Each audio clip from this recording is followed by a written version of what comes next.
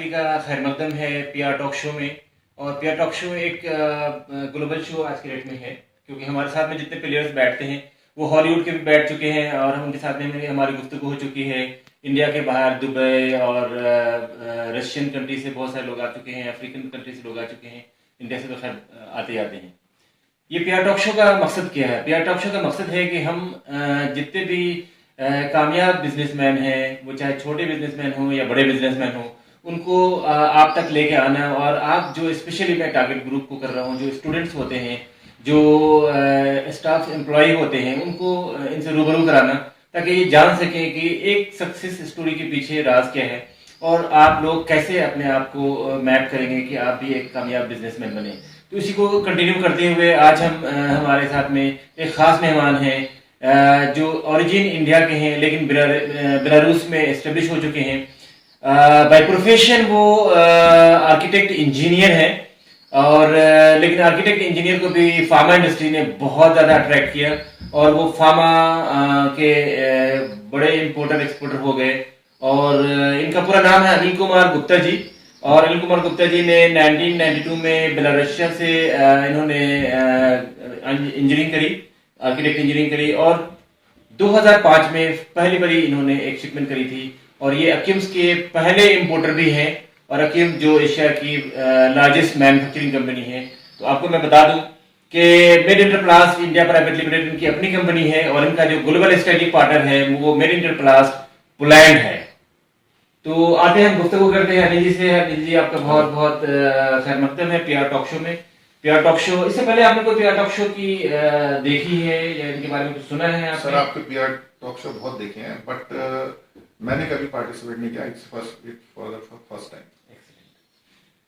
बहुत मुबारक हो sir. Sir आप एक इंजीनियर होते हुए भी आप फार्मा इंडस्ट्री में कैसे कैसे आ गए? सर ये लाइफ टर्निंग देती गई लाइफ में बहुत सारी। और आर्किटेक्ट इंजीनियरिंग मैंने खत्म तो करी बट कभी सोचा नहीं था कि मैं आर्किटेक्ट बनूंगा। हाँ। तो हमेशा से फोकस रहा बिजनेस के लिए। बहुत सारे उतार चढ़ाव देखे रशिया के अंदर, बेलारूस के अंदर। मेरी रशिया में कंपनी थी मॉस्को में करीब 92 के अंदर मेरा लेकिन और उस समय मैं रेडीमेड गारमेंट्स और बहुत सारे आइटम्स इंपोर्ट करता था इंडिया से। लेकिन उस समय का जो अच्छा बिजनेस नॉलेज थी नहीं, because I am from lower middle class family. और तो बिजनेस नॉलेज थी नहीं, तो लोगों ने काफी मिसगाइड किया और I become the loser there. Then I shift to Belarus. Belarus में छोटा मोटा अपना काम किया लेकिन उसमें भी सक्सेस नहीं मिला। फिर मेरे को एक ब्रेक मिला 94 के अंदर।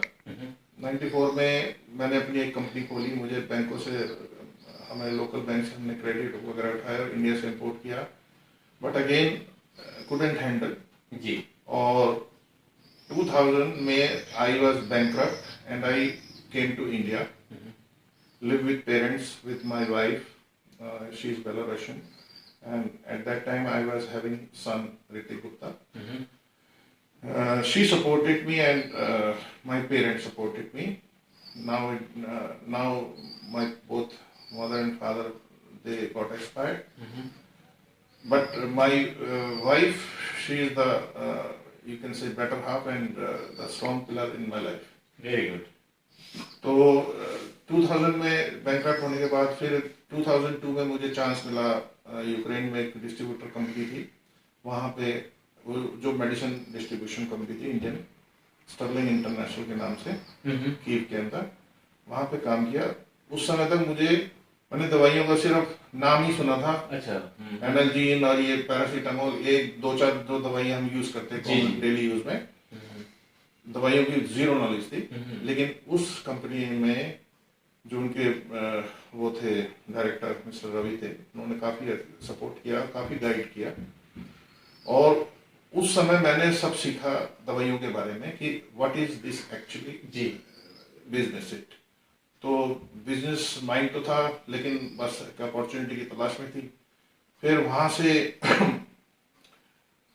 लेकिन उस डिस्ट्रीब्यूशन कंपनी में कोई ग्रोथ का एक स्कोप नहीं था।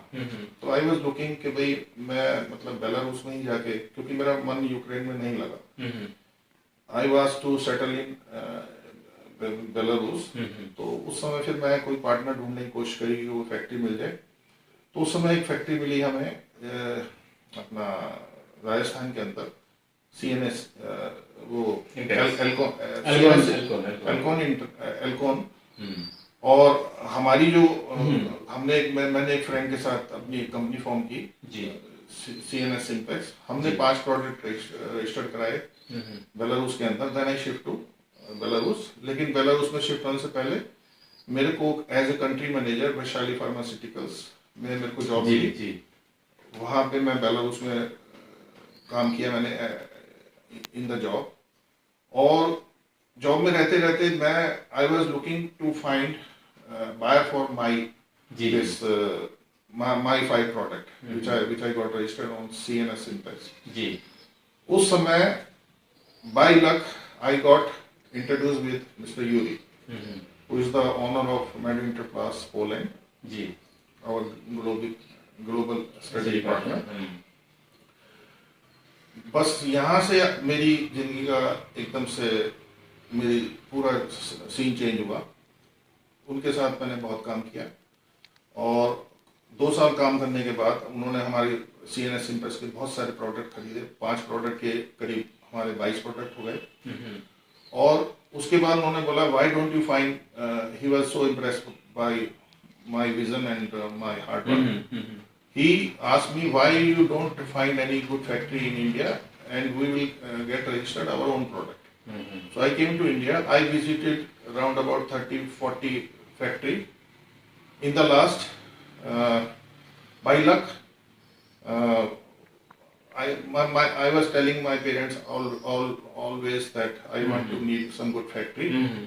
So my father, they were so tense that I'm in tension everywhere. So there was one person who is a chemist near in Lawrence Road, and he came for Amway because he was working for Amway. To that we become member, and we become the member at that time. So my father just asked me, can you suggest some good factory because my son is looking for. He says that yes, a very good factory and very good people, and he says and in Saraswati Vihar they have a. So he took me to Saraswati Vihar. That's where I come to know about Akums, and very good people. And Mr. Sanjeev Jain in his car took me to his plant visit. And from here, then we took loan license. From here it start our journey with Akums. In Akums we got registered about 20 product, and all were hot selling. But unfortunately, slowly and gradually, Belarus guidelines and their internal policy to remove importer. अच्छा, मतलब उनके यहाँ import policy local manufacturing को बढ़ावा देने। तो हमारा gradually हमारा काम धीरे-धीरे we couldn't re-register the product. Okay, no worry. सबसे इम्पोर्टेंट चीज जो हम जो बताना चाहेंगे कि वो नेता कामयाब नहीं हो सकता है जब तक वो जेल नहीं जाता है। क्योंकि जेल इंदिरा गांधी भी गई है, जेल और भी जो नामी गिरामी लोग हैं वो भी गए हैं, और जेल उनकी प्री क्वालिफिकेशन नहीं बल्कि बेस्ट क्वालिफिकेशन होती है, उनकी PhD होती है। तो कामयाब नेता होने के लिए एक बड़ी जेल जाना मेरे ख्याल से जरूरी है। और इसी तरह से बिजनेसमैन को डरने की जरूरत नहीं है। बैंकरप्सी के बाद भी वो कामयाब हो सकते हैं, और ये बैंकरप्ट होने के बाद में भी कामयाब हुए हैं। तो आपके सामने में एक उदाहरण है। तो जब आप बिजनेस में आने का मन बनाते हैं और चाहते हैं कि बिजनेस में आए, तो ये मान के चलें कि बिजनेस में बैंकरप्सी भी होती है, घर भी गिरवी रखी जाती है और सब कुछ दांव पे लगा दी जाती है। अगर आगे बढ़ना है तो डर के बिजनेस नहीं होता है। बिजनेस करना वैसे ही है, एक किला फतह करने के बराबर है। तो हम अनिल गुप्ता जी से और भी ये जानना चाहेंगे कि आज आपने तो बड़े अप्स एंड डाउन देखे अपने लाइफ में, और हाँ, आप ये बताइए कि बहुत अच्छी चीज़ ये है कि इंडिया से बहुत सारे लोग पढ़ने गए और वहाँ शादी ब्याह कर करके अपना घर बसा लिया, और बेलारूस हो या रशिया की कोई भी कंट्रीज हो, मुझे ऐसा फील होता है कि वो लोग बहुत ज़्यादा लोयल होती हैं। आपका क्या ख्याल है? सर लॉयल होते हैं, बिल्कुल होते हैं, but you must find good partner जी, with whom your frequency must be matched. मतलब ओवरऑल वैसे Overall, अच्छे they लोग are हैं, nice people. अच्छे लोग हैं, They are ट्रस्टवर्दी nice. लोग हैं। ट्रस्टवर्दी हैं, बट लेकिन देखिए सर, गलत लोग तो हर कंट्री में, जी, इंडिया में ले लो, हाँ हाँ, सही ले बात लो, है। वैसे ओवरऑल रशियन में एक they are good, loyal type they are good people.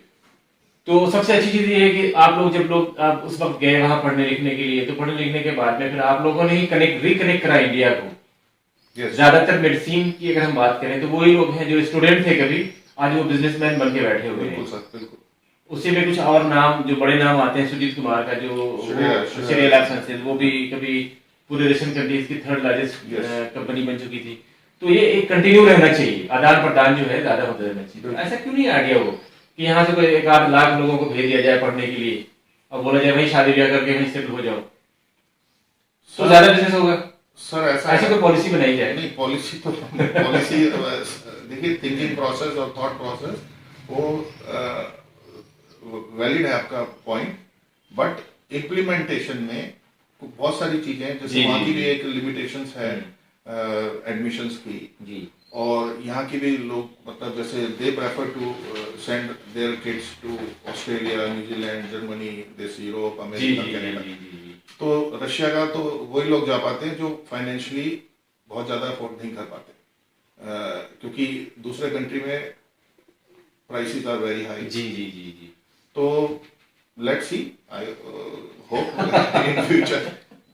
मेरे मन में तो यह आता है कि जैसे इंग्लैंड के नीचे छोटी सी एक कंट्री है, 4-5 लाख की आबादी है माल्टा की, यहाँ से 1 लाख भेजा जाए वहां पढ़ने लिखने की, यूनिवर्सिटी वगैरह बनाने के लिए, और 1-2 साल के बाद में वो ताता चाओ मामा जाओ सब सेट हो जाएंगे और फिर इंडिया का झंडा फहरा देंगे वहां पे और वो भी सेट है, हम भी सेट है, उनको भी कोई तकलीफ नहीं है और अपनी कंट्री हो जाएगी और जन गण मन शुरू हो जाएगा वहां पे।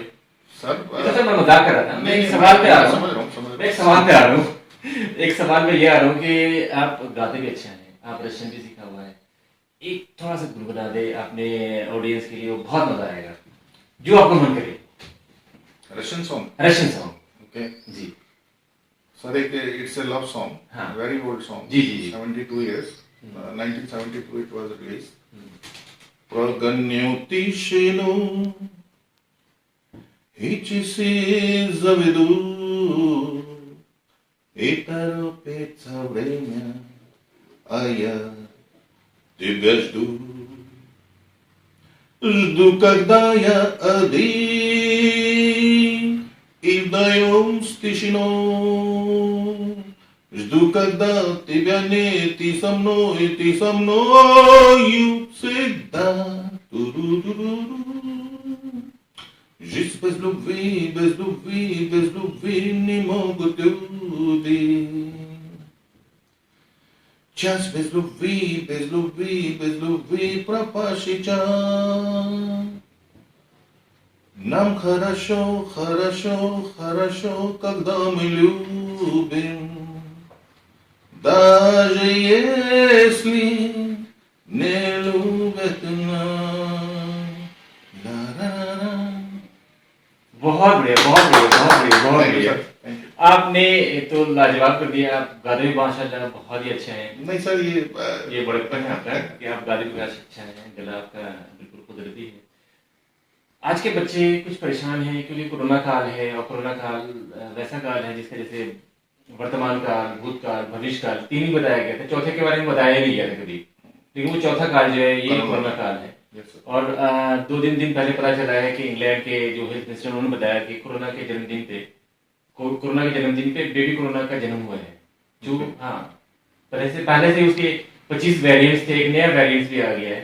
तो वो वेरिएंट्स ऐसा है जो बहुत ज्यादा डेंजरस है और लंग्स के लिए ज्यादा डेंजरस है। तो ये काल अभी मेरे ख्याल से चलता रहेगा, अभी ये ऐसा नहीं कि इस साल खत्म हो जाएगा, वो साल खत्म हो जाएगा, 4-5-10 साल के लिए एक तरह से सेट हो गया ये। अब हमारे साथ में वो बैठ गया आकर के परिवार की तरफ से, ये जाने वाला नहीं है। वो अपने मर्जी से जिसको चाहेगा उठा के लेके जाएगा, बट वो जाने वाला नहीं है अभी हमारे घर। बहरहाल इन भागते हुए समय में भी, इन परेशान समय में भी, क्या हम अपने युवाओं को कुछ बता सकते हैं कि सक्सेस क्या होता है, एक सक्सेस पाने के लिए क्या करना चाहिए बिजनेस में? सक्सेस की बहुत सारी डेफिनेशन है। सक्सेस को अगर आप जो लोग हैं वो डिफरेंट वे में एंजॉय करते हैं। हाँ अब सक्सेस आपको बिजनेस में सिर्फ पैसे से मतलब है कि भाई आपने बहुत बड़ी टर्नओवर कर ली, बहुत बड़ा वो कर जी लिया। एक तो सक्सेस वो है, एक सक्सेस वो आपने ज्यादा पैसे नहीं कमाए but you are satisfied what you are doing. जी तो तो मेरी निगाह में तो ये ऐसा आदमी को खुद मेंटल पीस होना चाहिए और इंटरनल सेटिस्फेक्शन होना चाहिए, Lovely. Moral satisfaction. लवली अगर आप मॉरल सेटिस्फाइड हो तो quantity of money doesn't matter. Lovely lovely, मतलब जितना कमा रहे हैं उसमें खुश होना बहुत जरूरी है। बट Contentment होना चाहिए। Yes, but vision must be there and ये नहीं कि हम मतलब आज हमने कुछ एक क्वांटिटी ऑफ मनी हमने अरेंज कर लिया, कमा लिया, ये हमारी लिमिट हो गई। Limit vision must be very prospective, जी बट डोंट चेस, डोंट जी। रेस, हाँ you enjoy along with business. जी जी जी, बड़ी बात है। जब आप वहाँ गए रशियन कंट्री में जब गए तो नेचुरली कि वहाँ की लड़कियाँ बहुत खूबसूरत होती हैं। Yes. तो वहाँ जाने के बाद में आपको क्या पहले ख्याल आया कि हम पढ़ाई करें, पढ़ाई का ध्यान दें, या मन भटकता भी था आपका? बिल्कुल भटकता भटकता था। तो आपने कितना कंट्रोल किया अपने आप को और कितना उसमें कामयाब रहे या खुश रहे? मतलब भटकने मैं में खुश रहा, मतलब भटक भटक के भी खुश रहे। Girlfriend were there. हाँ वेरी गुड, यस। ये भी टैलेंट है, क्योंकि गर्लफ्रेंड बनाना आसान नहीं है, उसके लिए भी टैलेंट होता है। तो आपने मतलब उनकी खूबसूरती की तारीफ अगर करी जाए तो कैसे दे करेंगे? Are very beautiful. माशाल्लाह। इन सीआईएस कंट्रीज की जो ब्यूटी है, इट इज अनडिस्क्राइबेबल। ओ, अप्सराएं हैं, मतलब ज्यादा खूबसूरत हैं। अप्सराएं, मतलब अप्सराओं की अप्सराएं। हाँ हाँ, क्या बात है। और लकीली हमें जाने का मौका मिला बेलारूस, आपके यहाँ 10 दिन रुकने का मौका मिला है बेलारूस में।